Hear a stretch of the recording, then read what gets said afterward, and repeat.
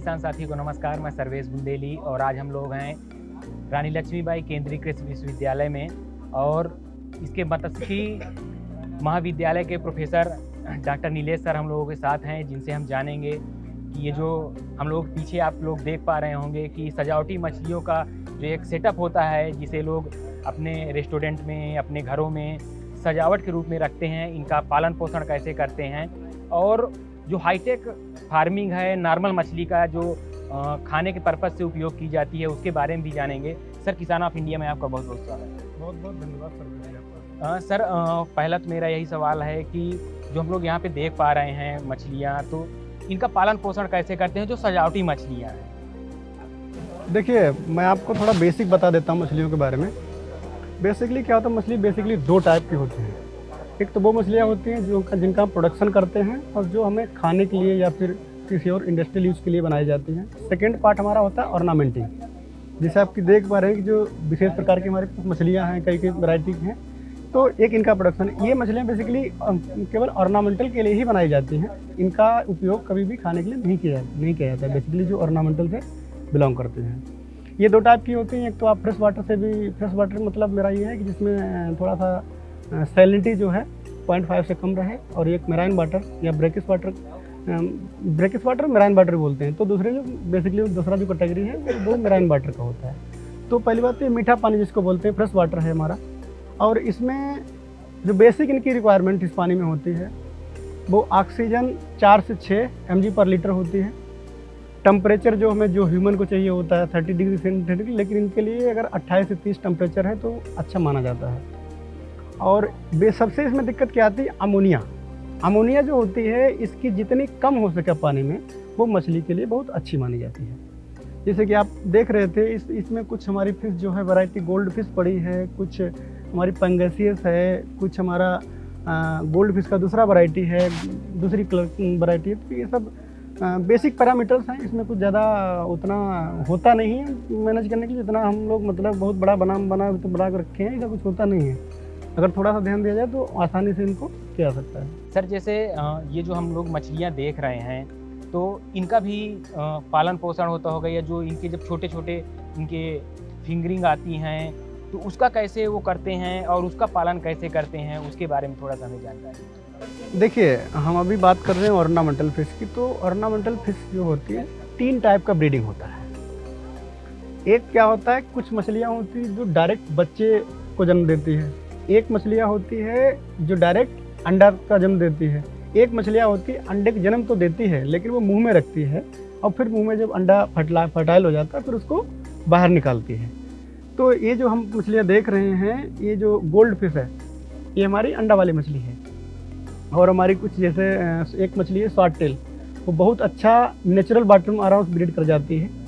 और वो आप उसको रख दीजिए किसी नॉर्मल टैंक में, मतलब अगर 1-1.5 महीना अगर ठीक से खाना खिलाएंगे तो ऑटोमेटिक वो ब्रीड कर जाती है। तो कुछ ऐसी प्रजातियां हैं जो बहुत अच्छे से आसानी से ब्रीड कर जाती हैं और अच्छा प्रोडक्शन देती हैं।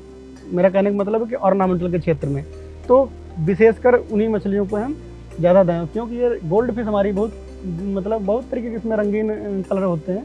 कम से कम अगर देखा जाए तो हमारे नॉर्थ इंडिया में 50-60 कलर की मछलियाँ गोल्ड फिश पाई जाती हैं। तो इनका भी सेम ज़्यादा मैनेजमेंट करने की जरूरत नहीं है, तो आसानी से इनको मीठे पानी में किया जा सकता है कल्चर। जैसे कोई फार्मर या कोई बिजनेसमैन इसका बिजनेस ही डालना चाहता है या करना चाहता है, तो किस प्रकार से अपना सेटअप डाल सकता है और एक जो सजावटी मछलियों का एक बिजनेस होता है उसको तैयार कर सकता है? देखिए, हम तो कोई भी किसान भाई को सजेस्ट करेंगे कि केवल मछलियों का ही ऑर्नामेंटल बिजनेस ना करें। साथ में जैसे आप देख पा रहे हैं एक्वेरियम है, एक्वेरियम की जो एसेसरी है, ये हमारा हीटर लगा हुआ है, इसमें फिल्टर है, एरेशन है और सजावटी चीज़ें हैं। अगर उनके साथ में इनका भी करेगा तो मुझे लगता है कि उससे ज़्यादा फायदा उसका होगा। और जैसा कि मैंने बताया कि इन मछलियों का कल्चर करना उतना टफ नहीं है। इनमें बेसिक जो रिक्वायरमेंट हमारा पीएच है, अमोनिया है, ऑक्सीजन है और सैलिनिटी है, ये कुछ पैरामीटर्स हैं जो मेन होते हैं। इनको अगर मेंटेन कर ले, और हमारे झांसी में बहुत अच्छे हमारे मतलब बिजनेसमैन हैं, वो बहुत अच्छा इसका करके बैठे हैं। तो हम लोग पहली बात तो हम लोग यहाँ ट्रेनिंग भी कराते हैं इन सब मछलियों की, एक ऑर्नामेंटल की या फिर ब्रीडिंग है या फिर नॉर्मल उसका कल्चर है, उसका डिजीज का है, तो हम लोग उसकी ट्रेनिंग देते हैं। और उसके बाद में इनका अगर बिजनेस, तो इनमें कोई बहुत बड़ी बात नहीं, आराम से उसको कर सकते हैं, आराम से किया जा सकता है। ये है कि हम छोटे स्केल पे बताते हैं और छोटे छोटे स्केल पे जा के वो ऑटोमेटिक अपना बड़ा सेटअप कर सकते हैं, क्योंकि कोई भी बिजनेस अगर आपको करना है तो आपको रिस्क लेना पड़ेगा। तो सर ये जो मछलियाँ हम देख रहे हैं तो इन्हें खाने के लिए दाना वगैरह क्या देते हैं और किस तरह से देते हैं? क्योंकि जो नॉर्मल तालाबों में होती हैं उनमें तो हम जो दाना होता है या अनाज होता है वो हम डाल देते हैं, इनके लिए इनका क्या सिस्टम है दाना देने का? देखिए, जैसा कि इनका नाम है सजावटी मछलियाँ, तो इनमें ऐसा हम कुछ बिल्कुल भी नहीं डालेंगे जिससे वो गंदा लगे, फर्स्ट पॉइंट। सेकंड पॉइंट, इनके लिए एक स्पेसिफिक खाना आता है, क्योंकि जो इंसान अगर शौक कर सकता है मछलियों की तो खाना भी खरीद सकता है। तो एक पैकेट में 100 ग्राम का, 200 ग्राम का ये मार्केट में आराम से जो है अवेलेबल हैं। मतलब जनरल स्टोर जो हमारे थोड़ा सा ज़्यादा बड़े स्टोर है उन पर भी आराम से अगर जाओगे तो मछली खाना मिल जाता है। कुछ भी मछली का आइटम कुछ जरूर ना मिले, लेकिन जहाँ फूडी आइटम मिलता है वहाँ ये आना खाना आराम से अवेलेबल हो जाए। बड़े बड़े मेडिकल स्टोर पर भी अवेलेबल होता है। तो वो थोड़ा सा एकदम गोल गोल जिसमें सरसों का दाना होता है उस टाइप से कुछ इनका फीड होता है, और उसको आसान मतलब आराम से डाल देते हैं, वो फ्लोट करता है पानी के ऊपर।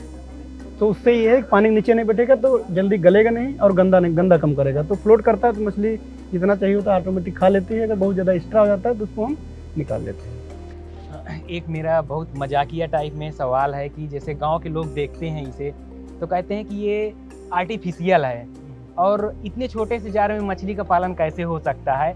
और क्योंकि गांव के लोग रंग बिरंगी मछली तो देखे नहीं होते हैं, ये होता है कि ये रंग बिरंगी मछलियाँ कैसी होती हैं, तो उनके बारे में थोड़ा सा बताएं कि उनका भी कन्फ्यूजन दूर हो कि इस तरह का भी एक मछलियों का पालन होता है।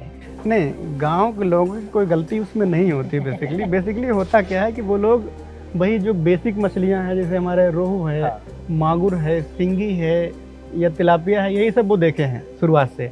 तो उनको ये सब दिखता है तो उनको स्वाभाविक बात है कि उनको लगेगा कि ये सब मतलब मछली रियल मछली नहीं है, लेकिन वास्तविकता यही है कि वो रियल मछली है। और इसका रखने के कई हमें एक्चुअली फ़ायदे हैं। पहला फ़ायदा ये है कि अगर जेन्युइन सी बात है, किसी भी आप बड़े ऑफिस में देखेंगे तो आजकल एक्वेरियम हर ऑफिस में होता है। ये बहुत मतलब टेंशन, आपको कोई भी स्ट्रेस है, आप अगर उसको 5-10 मिनट देख लीजिए तो आपका 50% स्ट्रेस वहीं से खत्म हो जाएगा। सर जैसे आप स्ट्रेस की बात करें तो अगर हम लोग बिहार के मैथिली साइड में जाएंगे तो वहाँ पे मछलियों को बहुत ज़्यादा शुभ माना जाता है। वो लोग अपना कोई भी काम जब नया शुरू करते हैं तो लोग पहले मछली के दर्शन करते हैं, उसके बाद अपना काम शुरू करते हैं। तो उस लिहाज से भी आप बिल्कुल, वो सेकंड पॉइंट मेरा वही होने वाला था कि सेकंड पॉइंट ये है कि मतलब बहुत शुभ माना जाता है। वैसे भी मछली शुभ है, ये रियलिटी है। अगर कोई भी आप काम करने जाओ तो ये श्योर है कि आपका काम बिगड़ेगा तो नहीं, भले ना बने। तो मछली का मतलब कहीं ना कहीं वो शुभ का कहने का मतलब यही है कि एक उसका पॉइंट ऑफ व्यू ये भी हो सकता है कि थोड़ा जो टेंशन आपकी वो खत्म हो जाए। कभी भी आप कोई अगर तनाव में काम करते हैं तो वो काम ठीक से नहीं होता है। अगर आपको किसी चीज़ से तनाव कम हो जाता है तो आपका दिमाग ठीक से काम करने लगता है। तो ये भी उसका साइंटिफिक पॉइंट हो सकता है।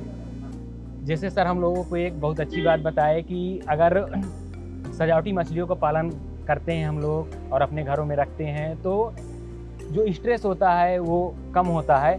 और सर जैसे हम लोग देखते हैं कि छोटे छोटे जारों में भी अगर जो लोग रखना चाहते हैं घर में, छोटे छोटे जारों में भी देखते हैं कि रोड में या कई दुकानों पे बिकते रहते हैं, तो उस तरह भी फार्मर या जो अपने घर को सजाना चाहते हैं तो रख सकते हैं। सर आप किसान ऑफ इंडिया के साथ जुड़े, इतनी सारी जानकारी दिए, खासकर से एक अलग प्रकार की और एक अलग टेक्नोलॉजी की जिसे आजकल शहरों में ज़्यादा देखा जाता है। सर जो दर्शक देख रहे हैं उन्हें आप क्या संदेश देना चाहेंगे?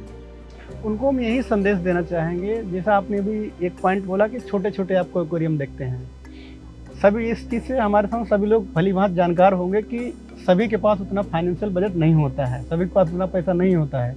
तो किसी का अगर शौक है तो वो छोटे एक्वेरियम भी 1-2 मछली इसमें रख सकता है। काम उतना ही करेगा जितना आपका बड़ा एक्वेरियम कर रहा है। तो बड़े एक्वेरियम से क्या है कि शौक अच्छे मतलब थोड़ा सा ज़्यादा हो जाता है कि बहुत ज़्यादा मेरे पास मछली है, मेंटेनेंस उतना, जितना आप बड़ा करेंगे कोई काम तो मेंटेनेंस उतना लगेगा, जाहिर सी बात है, पैसा उतना खर्च होगा। तो छोटा एक्वेरियम है तो कम पैसा में कम मैनेजमेंट है, तो उसका एक वही रीज़न हो सकता है। तो ये हम लोग के साथ डॉक्टर नीलेश सर थे जिन्होंने इतनी सारी जानकारी दी है हम लोगों को, और हमेशा हम लोगों के साथ जुड़े रहते हैं, किसान ऑफ इंडिया के साथ जुड़े रहते हैं।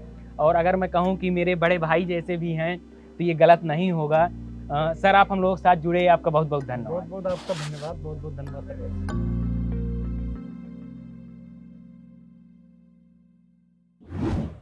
किसान ऑफ इंडिया के YouTube चैनल को सब्सक्राइब करने के लिए नीचे दिया हुआ सब्सक्राइब बटन दबाएं और किसान ऑफ इंडिया से जुड़े सभी अपडेट्स को पाने के लिए बेल आइकन दबाना ना भूलें।